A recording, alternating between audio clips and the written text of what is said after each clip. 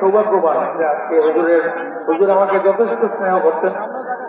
হুজুরের জানাজা অংশগ্রহণ করতে পেরে আমি আমার পরিবারের পক্ষ থেকে আজকে সকালবেলা আমার বাবা ফোন দিচ্ছেন, তিনি আজমিরে না থাকলে অবশ্যই তিনি এখানকার মরিদ, তিনি সবসময় বারবার অনেকবার আসছেন, এখানে বারবার আসেন।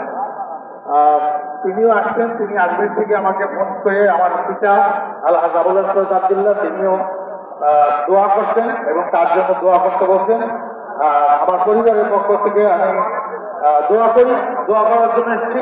সবাই আমরা দোয়া করবো। সবাইকে আসসালামু আলাইকুম। মেহরবানি করে মেহমান ভাইরা মাঠের ভিতরে নেমে আসুন। আপনারা রাস্তায় কেন দাঁড়িয়ে আসেন? মেহরবানি করে মাঠের ভিতরে এসে কাতার দেন। নদীর পাড়ে রাস্তায় যারা আছেন, সার্সিনা মাদ্রাসার ছাত্র ভাইরা, খাস ফরিকের ছাত্র ভাইরা